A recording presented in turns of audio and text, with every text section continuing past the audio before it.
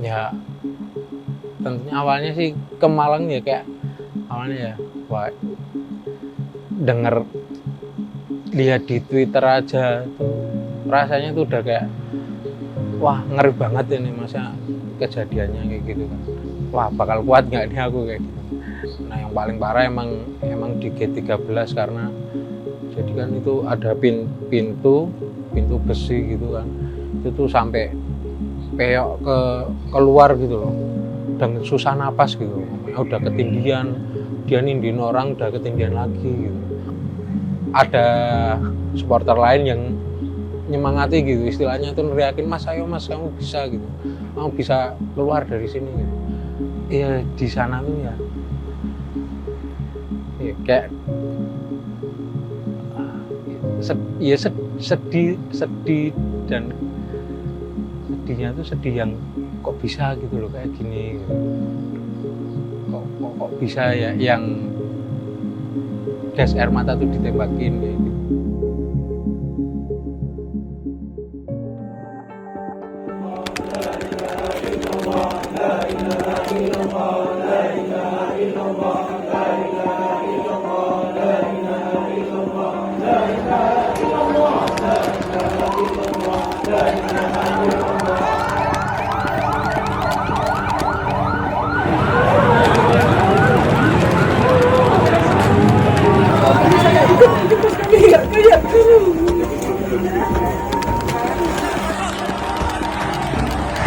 Pak, sama gas air mata dari kecil, Pak. Kalau dikandani, Bro. Iya. Iya, saya kuat. Iya, saya kuat. Tahu jangan dikira Iya, iya, saya kuat. Iya, saya.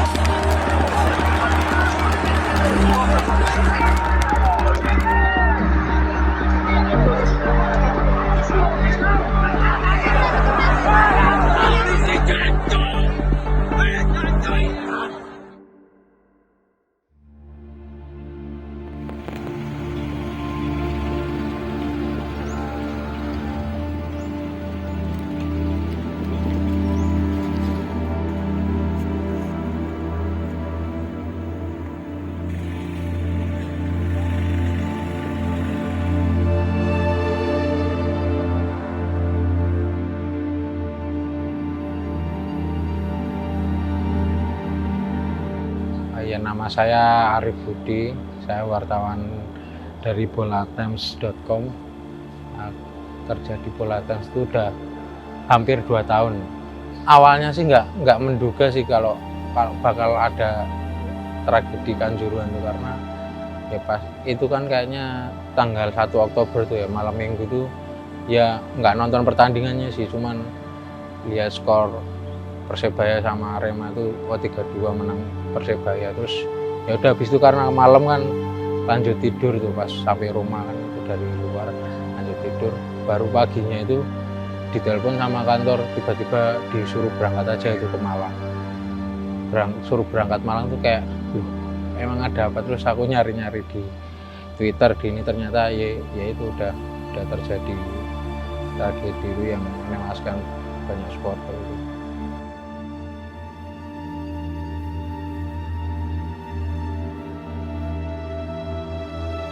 Tentunya awalnya sih ke Malang ya kayak awalnya ya wah denger lihat di Twitter aja tuh rasanya tuh udah kayak wah ngeri banget ini masa kejadiannya kayak gitu, tragedi ini ngeri banget. Terus ya nggak bisa bayangin pas sampai ke sana ya perasaannya itu tentunya kayak wah bakal kuat nggak nih aku kayak gitu di sana karena ya kan tragedi kemanusiaan ini.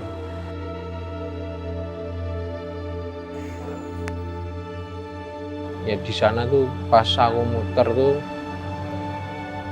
itu banyak sepatu-sepatu yang udah berserakan, tiket-tiket yang udah lepas di bawah gitu. Stadion kondisinya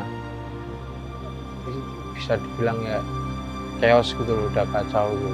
Cuman udah kayak mobil-mobil yang kebakar tuh udah nggak ada. Di sana tuh udah beberapa warga sekitar tuh ke mana karena ada patung singa itu kan di Kanjuruhan, udah pada berdoa di sana.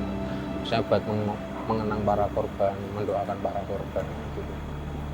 Pas hari Senin itu ya kondisinya udah masih chaos gitu loh, masih chaos. Cuman masih belum banyak kayak yang taburan bunga gitu. Masih belum banyak yang datang. Udah sebagian pada datang warga sekitar, tapi belum sebanyak yang hari-hari berikutnya kayak gitu. Jadi kayak kerasa banget gitu loh ininya, kayak habis kejadiannya. Ya ada tulisan dari teman-teman itu kayak usut tuntas gitu tuh udah ada ya, menyuarakan usut tuntas di stadion pas itu.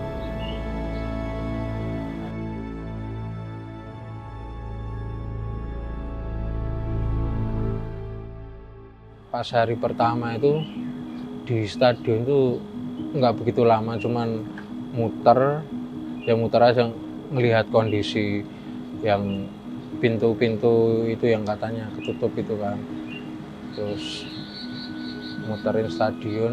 Nah yang paling parah emang di G13 karena jadi kan itu ada pintu besi gitu kan, itu tuh sampai peyok keluar gitu loh. Itu kan kayak nandain dari dalam itu emang desakan orang-orang mau keluar karena gas air matanya kan, itu emang padat di situ sampai pintu besi gitu aja peyok. Dan di sampingnya itu kan ada ventilasi udaranya gitu juga udah dijebol buat biar bisa keluar dari sana. Jadi kan ada pintu, terus di sampingnya sini tuh ada ventilasi udara. Iya itu yang di G13 itu yang parah emang di situ. Iya karena emang di sana kan kayak aparat kan nembakin gas air matanya kan ke tribun yang di 13, 12, 11 gitu. Dan ya di area situ paling pekat gitulah ininya. Dari keterangan yang diterima pas kemarin tuh ada beberapa titik yang korbannya banyak. Ya 11, 12, 13 itu termasuk, tapi yang kemungkinan paling banyak sih di 13. Yaitu kan habis dari stadion itu aku ke kantornya Arema buat preskon itu kan. Terus habis itu ikut rombongan dari manajemen Arema kayak nyambangi takziah ke rumah duka korban kayak gitu. Terus dari situ tuh ketemu korban, salah satu ibu korban yang anak SMP 15 tahun. Jadi korbannya 15 tahun, terus laki-laki. Itu kami teman-teman wartawan itu ya berkesempatan ketemu dengan teman-temannya yang nonton langsung sama dia, terus sama ibu korban juga.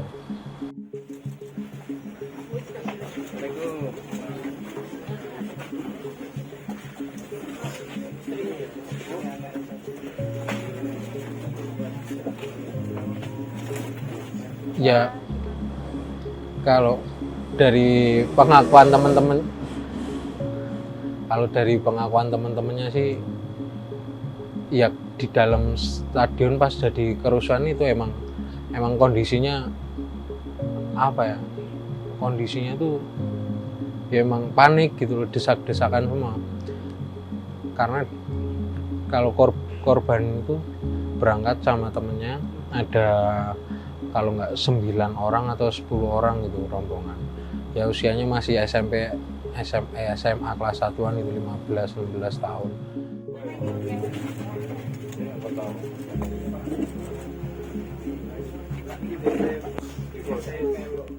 Jadi pas gas air mata tuh ditembakin ke tribun, udah ini kan langsung ada panik. Terus ada satu temennya itu yang berusaha nenangin teman-temannya yang berangkat bareng itu. Dia tuh kayak ngerangkul teman-temannya, jadi ngerangkul 3 orang. Dia ngomong udah nggak usah panik, di sini dulu, dirangkul gitu. Teman-temannya 3 sama depan gini, samping 2, satunya di depan. Nah mereka itu awalnya di pinggiran Tribun 10 tapi karena kondisinya itu panik gitu kan, akhirnya kedorong terus lepas gitu loh, ininya pelukannya ini udah lepas. Nah si temennya yang meluk ini dia juga ngakunya sempat udah susah napas gitu, namanya udah ketindihan, dia nindihin orang udah ketindihan lagi gitu. Terus dia sempat susah napas dan kayak udah nggak bisa apa-apa gitu, udah pasrah. Terus dia tuh ada supporter lain yang nyemangati gitu, istilahnya tuh neriakin, mas ayo mas, kamu bisa gitu, kamu bisa keluar dari sini gitu. Terus dia dengar gitu ya, dengan tenaga yang tersisa dan kepanikan gitu, kayak dia nyingkirin kayak gitu ya, kan dia ketindihan gitu loh, nyingkirin dan akhirnya bisa lepas. Terus dia ditolongin juga sama supporter lain, dikasih minum gitu. Terus dia awalnya nonton di Tribun 10, terus keluarnya kalau nggak salah tuh di Tribun 9. Nah itu kondisinya dia nggak tahu teman-temannya yang barengnya tadi. Dia bisa keluar terus ke parkiran gitu, ambil motor. Nah pas di parkiran tuh ketemu satu temannya lagi. Nah di sini tuh dapat info kalau temennya tuh udah nggak ada gitu loh. Dia sih ngomongnya nggak tahu meninggal atau enggak, cuman udah kondisinya udah nggak nafas gitu loh, dan nggak bisa mastiin bahwa itu meninggal atau enggak. Nah temennya ini keluar dari tribun itu dibantu supporter lain, diangkatin gitu, jadi bisa keluar, tapi itu posisinya udah nggak nafas gitu bilang. Terus akhirnya dia nyamperin ke Tribun 10 ya, terus nyari ambulan gitu loh buat ngasih pertolongan gitu ke rumah sakit, kayak gitu sih. Terus ya tapi sayangnya kayak temennya itu nggak boleh masuk ke ambulan, jadi pihak teman dan keluarga yang korban itu awalnya nggak tahu kalau si korban ini dibawa ke rumah sakit yang mana.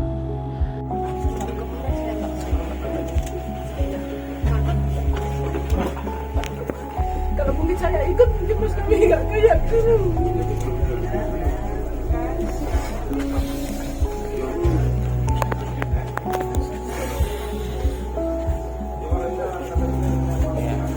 Itu kan tadi dari pengakuan temennya. Terus kalau dari ibu si korban itu ya, kalau itu sendiri sih buat saya kayak apa ya, kayak rasanya tuh nggak tegel gitu, nggak tega gitu. Kayak pas ngobrol sama ibunya, pas dia cerita kayak gitu, ceritanya suaranya parau gitu, terus ya kayak terlihat mimik mukanya tuh ya kecewa gitu lah. Dan pas dia cerita tentang anaknya itu ya, saya hampir mau nangis gitu, karena nggak kuat ibu mana yang ditinggal anaknya gitu kan, perasaannya gimana gitu loh. Pas aku ngerasain di situ, wah sedih gitu. Terus nggak manusiawi itu mas, bener nggak manusiawi dia kayak gitu. Masa elek-elek orang Manila, mereka itu juga anak orang loh mas, kayak lo gitu. Kita punya tata krama. Saya di rumah sakit itu nggak nangisin suami saya, tapi lihat mereka yang kayak gitu itu bener sampai mukanya penyok-penyok kayak gitu sampai. Kalau korban lain tuh ini sih di area stadion yang ini ngobrolnya, karena kan habis itu hari berikutnya itu kayak ke stadion lagi gitu kan, ke stadion lagi ya masih buat nyari cerita gitu-gitu. Nah pas hari ketiga tuh saya di Stadion Kanjuruhan tuh sampai ya malam lah, sekitar jam 9-an gitu. Itu pas momennya pas Jokowi datang ke sana itu. Di situ udah di sekitaran patung singa itu udah banyak banget ucapan duka cita itu yang bunga itu loh, yang karangan bunga dari berbagai pihak, mau supporter atau dari klub lain, dari mana itu udah banyak. Terus orang yang datang ke stadion untuk memberi penghormatan, untuk mengenang korban itu udah semakin banyak gitu. Nah di situ juga saya yaitu bertemu korban yang selamat gitu, nyeritain suasana di dalam stadion gitu pas kejadiannya itu. Ada satu korban yang itu dia dari luar kota, dari luar Malang, maksudnya luar kota Malang, luar Kabupaten Malang. Dia datang ke sana sama rombongan gitu. Dia ada di tribun 6 kayaknya tribun 6. Dia ngomongnya itu pas tembakan gas air mata tuh jatuh di depan kakinya itu. Jadi pas dia gas air mata itu jatuh, terus dia udah langsung panik.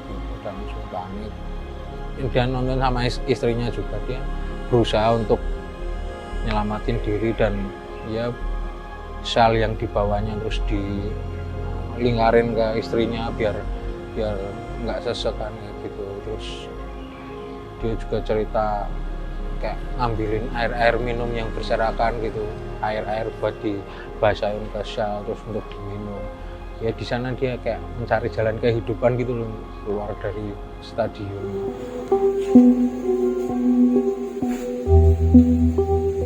Saat di hari ketiganya itu juga agak lama sih di depan G13 karena di situ kan paling ramai didatengin para supporter, terus mungkin ada banyak keluarga korban juga yang berdoa di situ. Nah ternyata di G13 itu juga pas pertandingan itu banyak ini kayak supporter dari keluarga gitu loh yang bawa anak, terus banyak pasangan juga, jadi banyak cewek-cewek gitu ya gitu sih. Padahal di situ sebelumnya itu aman gitu, makanya di sana keluarga itu juga nontonnya di situ. Ya di sana tuh ya kayak sedih dan sedihnya tuh sedih yang kok bisa gitu loh kayak gini, kok bisa ya yang gas air mata tuh ditembakin kayak gitu, kayak gitu kok tega kayak gitu. Dan yang dari yang berdoa mungkin dari keluarga korban, kerabat itu kan pada nangis gitu kan ya, dia tuh kayak terenyuhnya tuh ya kayak gitu lah. Aku nemuin yang tadi rombongan remaja yang nonton dan temennya ada salah satu korban itu, mereka udah trauma sih. Kita para wartawan tuh tanya, emang setelah kejadian ini bakal mau nonton bola lagi nggak gitu, bakal nonton bola lagi ke stadion nggak gitu. Terus ya mereka jawabnya kayak geleng-geleng kepala gitu aja, karena ya trauma, pasti trauma karena ya mereka juga hampir kehilangan nyawa gitu kan, hampir kehilangan nyawa dan beruntungnya bisa selamat gitu ya. Tapi kan mereka tetap berduka karena teman-temannya kan banyak yang meninggal, apalagi korban sekarang kan udah sampai 135 itu kan. Ya harapan saya ya seperti yang didengungkan para teman-teman supporter Indonesia ini, agar kasus tragedi Kanjuruhan ya bisa diusut tuntas ya, karena kalau udah diusut tuntas bakal tahu kebenaran yang sebenar-benarnya soal ini, dan nggak bakal terulang lagi lah tragedi setragis ini.